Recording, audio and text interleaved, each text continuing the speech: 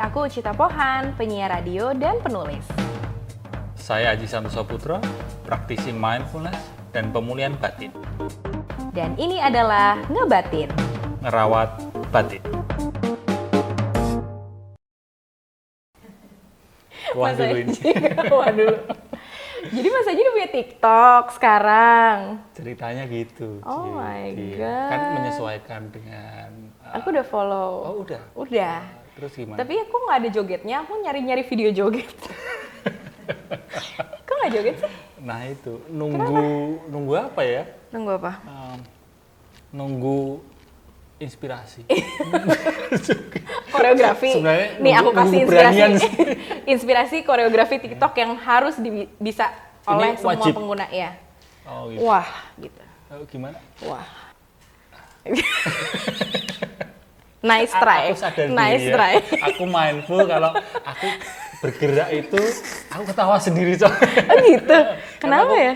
Nggak tahu ya, kelihatan tubuhku itu kaku itu, Cip. Nggak selentur teman-teman yang lain itu joget itu. Mereka kalau aku ngelihat itu asik gitu. Tapi kalau aku ngelihat aku joget sendiri, mending nggak usah joget. Padahal sebenarnya joget tuh nggak susah loh. Aku buat tuh yang nggak susah ya, tapi bisa dipelajarin. Soalnya ya, aku kan dulu waktu kuliah kan sempat ikut teater kan. Iya, terus udah gitu aku show musikal gitu. Jadi harus nyanyi, nari, acting, pokoknya barengan gitu kan. Jadi belajar nari juga. Tubuh, ya. Iya, olah tubuh, tampil ya pokoknya. Emang benci tampil aja anak kayak gitu. Tapi serunya adalah pas belajar nari itu, belajar dance itu, sebenarnya emang awal-awal tuh nggak sinkron nih badan aku. Jadi kayak misalnya kakinya dikemanain, tangannya dikemanain tuh kayak masih bener-bener fokus banget untuk memahami koreografinya. Tapi once udah dapet dan diulang-ulang, lama-lama tuh pas di panggung tuh udah kayak di luar kepala gitu loh. Gerakannya kayak badanku tuh udah gerak sendiri aja. Kayak udah tahu dia harus mau ngapain gitu. Jadi kayak gimana ya, kayak ada muscle memory kalau kata koreografernya. Ada muscle memory yang bikin kalau itu gerakan diulang terus, badan kita bakal tahu abis ini ngapain gitu. Nah, jadi bisa sebenarnya. Kamu tadi belajar teater ya, itu dari teater ya? Dulu itu aku belajar balet. Emang iya? Belajar balet apa belajar bohong nih? Aku nggak bisa bedain soalnya bohong apa enggak. Aku dulu itu sebenarnya senang seni kan, senang seni. Selain musik, aku itu dulu sempat belajar ngedance gitu. Beneran? Dan menurutku kalau di musik itu dasarnya piano. Kalau menurutku sebatas aku belajar nari itu dasarnya itu di balet kalau nggak salah ya, karena itu kan core-nya, kekuatannya kan di situ gitu. Iya sih. Aku juga dulu pernah belajar nari Jawa. Oh wow. Iya, itu juga capeknya wah. Ya. Bisa tuh di TikTok, tetap. Tetap mesti ditampilin di TikTok. Iya, pokoknya ada joget-jogetnya. Tapi itu kan dulu kan yang berlalu biarlah berlalu. Oh iya benar juga sih. Tapi kan kalau misalnya ditunjukin bakatnya, siapa tahu bisa berkembang lagi. Iya, ya daripada kan? arahnya ke situ kita ngomongin muscle memory aja. Tapi emang bener sih, maksudnya ya itu juga kan. Walaupun aku yakin deh pasti walaupun udah lama nggak belajar si tarian itu, tapi once kita tiba-tiba diingetin lagi, itu muscle memory masih ada loh, masih kayak langsung bisa gitu, langsung cepet gitu bisa ngikutin groove-nya lagi. Hebat juga ya tubuh kita ya. Iya. Selain nari, pengalamanku itu bermain musik. Bermain gitar, bermain piano. Itu ada momen-momen kita ini bisa melakukan sesuatu di luar kepala ya istilahnya. Iya, kayak di luar kepala gitu. Kayak nggak sadar gitu. Iya. Ya gitu aja, kayak mungkin nyopir. Iya. Ketika nyopir itu kan kita nggak terus semuanya dipikir detailnya. Aku harus nginjek gas seperti ini, nginjek rem, nginjek kopling, persneling. Semuanya itu kita lakukan di momen yang di luar kepala kita gitu. Dan itulah salah satu keindahan manusia atau kehebatan manusia, mampu melakukan di luar kesadarannya, di luar kepalanya gitu. Di luar autopilot gitu nggak sih? Autopilot tepat sekali. Nah, itu kenapa dilakukan manusia atau dilakukan otak? Kira-kira kamu tahu nggak? Kenapa otak kita punya mood seperti itu? Kalau aku ya, yang pengalaman aku biasanya aku nyetir nih, kalau ngomongin nyetir, itu ada tuh momen-momen hari dimana aku tiba-tiba udah nyampe kantor aja.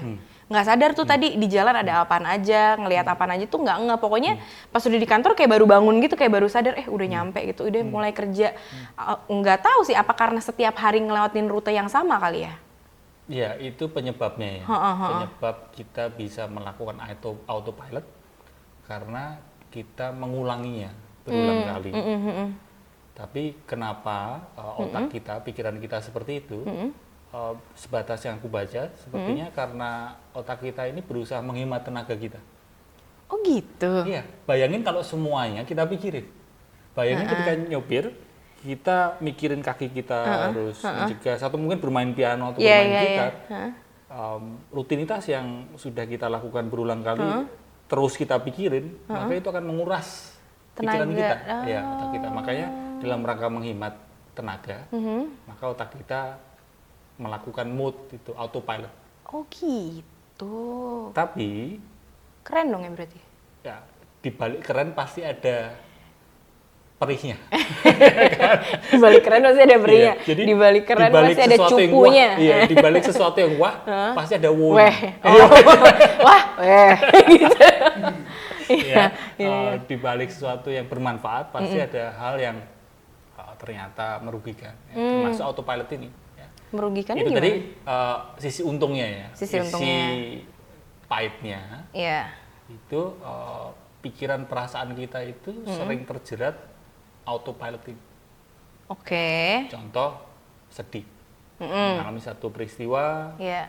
Kenyataan yang nggak sesuai keinginan, lalu muncul perasaan sedih. Nah, kita terjebak dalam autopilot sehingga kita terus terjerat sedih itu. Kayak sedih itu menjadi rutinitas yang terus berulang. Karena berulang-ulang selama berapa hari sedih mulu gitu ya? Dan itu kayak ngehook gitu, jadi kayak nyangkut. Ya terus kita autopilot di situ. Kita kayak lagi memuter-muter di cycle itu gitu ya, di lingkaran setan gitu istilahnya. Nggak bisa keluar gitu. Jadi kayak kejadiannya gitu lagi gitu ya. Iya, kira-kira biar praktis gitu ya, biar kita bisa memahami. Contohnya apa? Misal kita sedang sedih, lalu autopilot mode-nya atau siklusnya adalah, biasanya kalau kamu sedih ngapain? Kalau sedih biasanya kebiasaan yang sebenarnya gini, kalau bosen deh, kalau bosen. Ya kamu tahu itu sebenarnya nggak baik gitu. Iya. Bukannya buruk banget lah, tapi sebenarnya itu nggak asik. Kalau gitu. bosen nggak tahu mau ngapain, yang ada biasanya kayak ayo udah deh nyalain sesuatu, nonton, binge watching sambil ngemil misalnya. Iya, padahal nggak lapar. Ya, itu ya. Jadi sedih atau perasaan yang nggak nyaman lalu bikin kita ngemil misalnya seperti itu. Bosan ngemil gitu. Sedih ngemil. Ya, sedih makan coklat gitu. Iya. Pokoknya diselesaikan dengan makan. Iya. Nah, itu kalau sesekali nggak apa-apa lah ya. Tapi kalau terus berulang kan berdampak ke tubuh kita. Bukan hanya perasaan nggak nyaman. Perasaan yang nyaman pun ada kalanya reaksi kita, siklus kita juga tidak baik. Kamu ada contoh nggak? Misal kamu sedang perasaan nyaman, tapi terus ngapain gitu? Padahal itu kamu tahu sebenarnya nggak asik sih itu. Gitu. Misalnya kalau lagi happy gitu ya.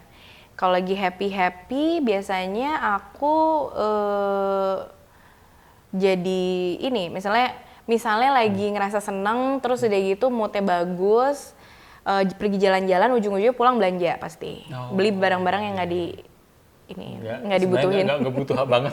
Iya, tapi soalnya gitu. Otomatis ya kalau udah ke mall, pulang tuh kayak mau nenteng sesuatu. Iya, karena mungkin ada kegembiraan ketika membuka packaging gitu kan. Unboxing kayak gitu. Terima paket gitu ya. Unboxing habis itu kok gini ya gitu. Terus beli lagi. Bertumpuk lah akhirnya barang-barang yang sebenarnya nggak dibutuhin, misalnya kayak gitu. Itu mungkin kayak kalau lagi seneng gitu kan. Iya, itu juga termasuk bisa tuh kayak gitu. Autopilot mode ya, siklus pikiran perasaan yang nyaman ternyata bikin kita memunculkan reaksi yang sebenarnya nggak baik. Ada juga cerita begini, ada seseorang yang tiap kali dia happy, senang gitu, gembira, terus dia kontrolnya itu jadi hilang gitu.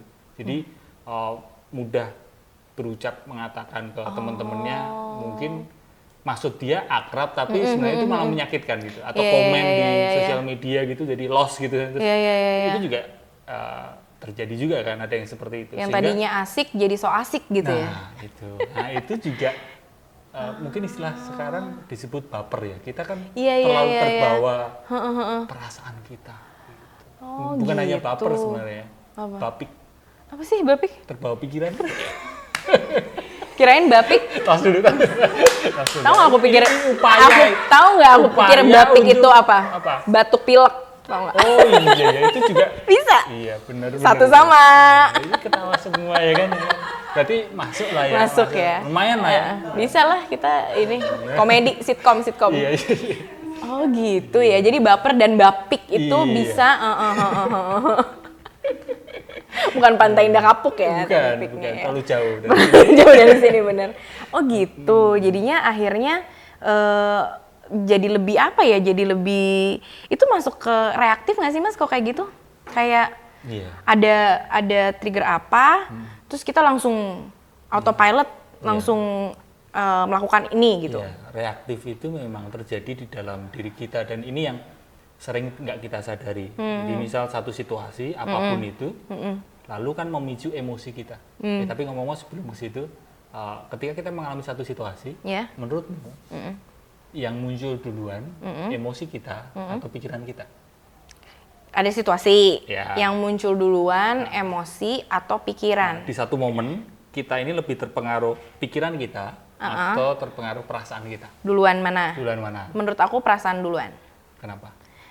Ya kalau perempuan emang gitu, apa-apa apa-apa perasaan duluan. Kalau laki-laki biasanya kan logika duluan, enggak ya? Kalau aku sih merasanya kayaknya emosi duluan deh kayaknya. Kayaknya tebakan aku emosi duluan deh.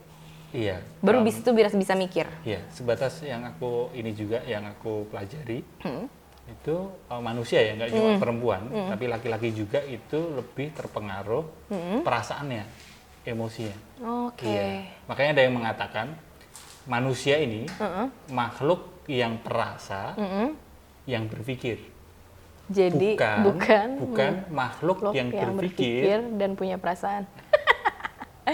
Ya. Apapun yang kita lakukan cenderung Rasa karena dulu. perasaan kan. Membeli sesuatu misal, Iya. atau follow seseorang, atau misal nonton YouTube ini pun juga kan Iya. diawali dengan perasaan dulu, emosi itu. Nah, ketika satu situasi itu mempengaruhi perasaan kita, si perasaan ini akan mempengaruhi pikiran kita. Ya, nggak berhenti di situ aja. Pikiran juga mempengaruhi perasaan. Lalu perasaan mempengaruhi pikiran. Jadi timbal balik kayak gitu. Itulah terjadi siklus yang mengunci kita. Nah, kalau di relasi habis putus atau mungkin ditinggal mantan baru sayang-sayangnya seperti itu mungkin istilah gagal move on. Oh, gara-gara muter-muter di pikiran dan Iya, perasaan bulet di situ. aja di situ, pikiran Iya. perasaan, jadinya siklus yang mengunci kita. Oh gitu, ya. Tapi ada juga sih nih satu kebiasaan ya yang aku lihat di grup chat. Jadi, ini akhir-akhir ini aku baru nyadar nih. Kan kalau di chatting di handphone tuh kan kita punya banyak grup chat ya. Ya keluarga, ya pertemanan, ya kantor, banyaklah grup chat gitu. Terus aku sadar banget kayak setiap ada satu topik yang dilempar ke grup gitu ya. Misalnya ada berita apa gitu. Itu tuh kayak cepet banget orang-orang nyamber berita tersebut dengan opini masing-masing nih. Berarti kan dengan perasaannya mereka masing-masing menanggapi berita itu kayak gimana kan. Terus udah gitu misalnya nanti ada yang menanggapi dihantam lagi. Jadi kayak saling nyamber tuh kayak cepet banget gitu. Kadang-kadang ya ngomongin gosip artis, kadang-kadang ngomongin berita politik, kadang-kadang ngomongin tetangga juga, ngomongin tetangga enggak, kan tetangganya di dalam situ. Tetangganya di dalam grup itu juga. Itu gara-gara enggak, itu maksud aku itu gara-gara si autopilot yang membuat kita kayak semakin si perasaannya itu disampaikan, terus nanti dapat jawaban, kita sampein lagi, kayak gitu terus gitu loh sampai akhirnya. Apalagi kalau berita yang nggak enak ya. Satu grup tuh kayak kebawa emosi semua, kayak beritanya bikin marah misalnya. Memicu rasa marah. Itu segrup tuh jadi kayak emosi semua, even kayak hari itu tuh jadi kayak males gitu loh baca grupnya atau jadi ngerasa kitanya juga jadi ngerasa bad mood atau ngerasa down gitu. Bisa mempengaruhi sejauh itu juga. Nah, itulah kita perlu belajar menyadari bahwa kita ini cenderung reaktif. Kita manusia ini cenderung terjebak dalam automaticity mode itu tadi. Ketika kita menyadari, setidaknya itu jadi rem ya, biar kita tidak reaktif. Kalau kita reaktif, terlalu cepat merespon, itu ya terus bertubi-tubi gitu, saling berbalas gitu. Nah ini mungkin loh ya, ini mungkin karena kita tanpa sadar mengglorifikasi, terlalu ngunggul-ngunggulin kecepatan merespon. Misal kita melihat hidup kita ya, misalnya pendidikan kita selama ini gitu, kita lebih memberikan pujian, tepuk tangan untuk orang-orang yang gercep gitu. Pokoknya cepet pasti. Lebih cepat lebih baik. Ya kelihatannya kalau cepat merespon itu adalah sebuah hal yang hebat gitu. Nah, tanpa sadar bahwa terlalu cepat pun sebenarnya tidak baik, termasuk terlalu cepat merespon.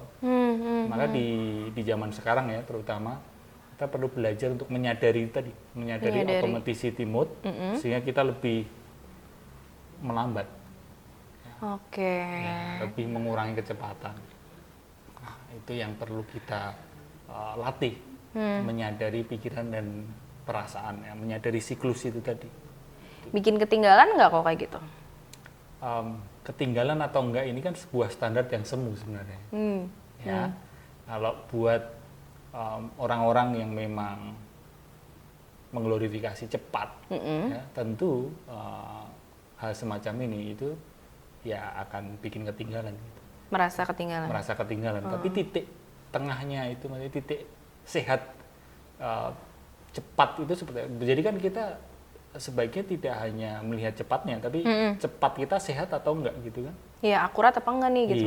Iya, bukan persoalan cepat hidup ini, tapi persoalan tepat, termasuk bukan cepat menikah, bukan cepat mendapatkan pekerjaan, bukan cepat ini dan itu, tapi tepat atau enggak gitu.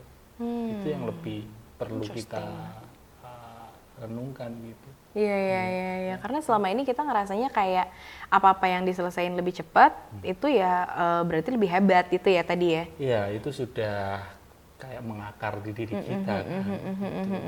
Itu. Iya. Oke, ini walaupun mungkin juga ini Ucit terkait dengan automaticity tadi. Gitu. Pikiran, perasaan yang membentuk siklus itu.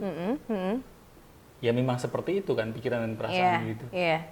Pernah nggak kamu merasa kamu terganggu oleh pikiran dan perasaan? Sering lagi. Ya ada lah momen-momen dimana ngerasa kayak, ih berisik banget sih pikiran gue gitu. Jadi perasaan gue kok gini banget sih gitu, kayak kok rasanya kok kayak ya itu baper banget sih gitu.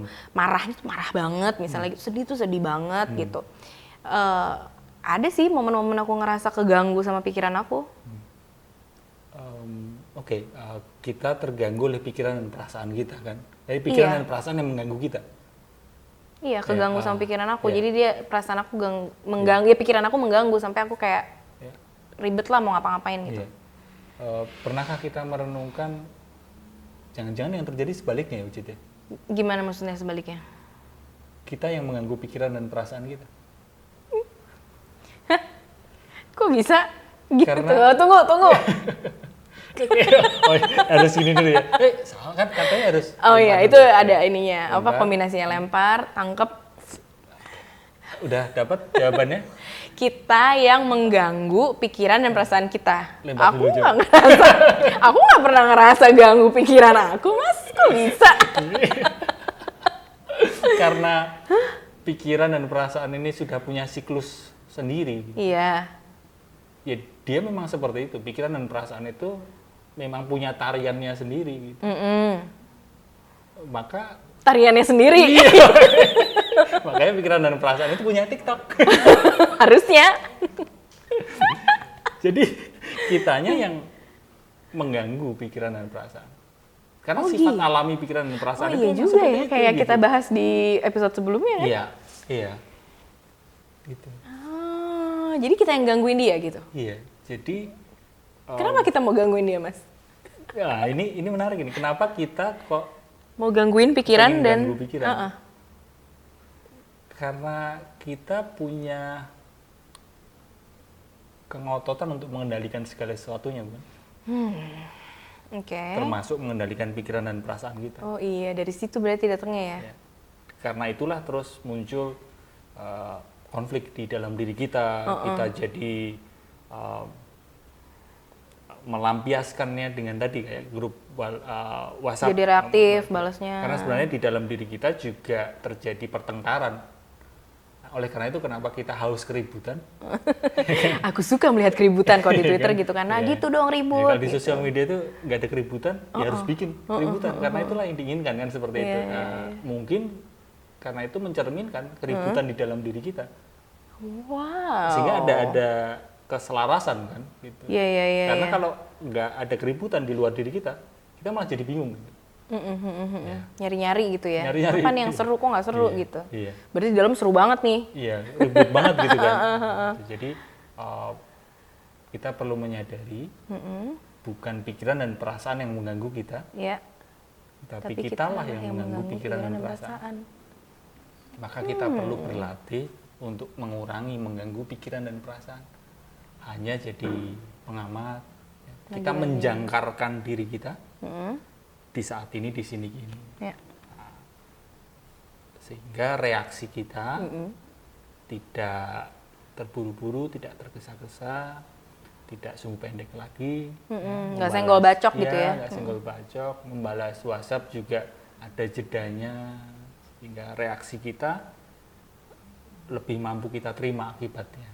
Kan biasanya kan kita ini termasuk saya loh ya, itu udah melakukan ini dan itu, terus setelah akibatnya muncul, Nggak kuat ternyata. akibat Nggak kuat dari mental. sikap perilaku kita, lalu kita kebingungan sendiri. Iya. Kita terjebak dalam kebingungan menerima akibat perilaku kita. Ah gitu.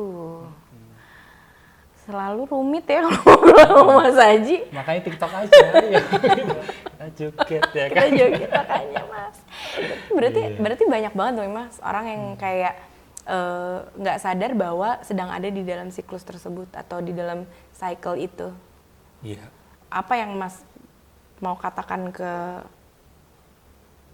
teman-teman atau orang yang aduh koreografinya terlalu ini mau di iya nih mau kan?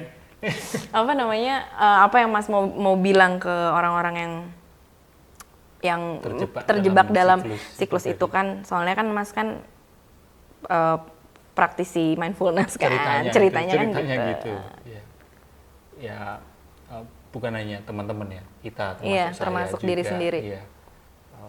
Langkah pertama supaya kita tidak reaktif adalah berlatih untuk berhenti. Berlatih untuk berhenti sejenak, untuk melambat. Contoh tadi grup WhatsApp tadi. Yeah. Sebelum merespon, sebelum menjawab, sebelum main chat send.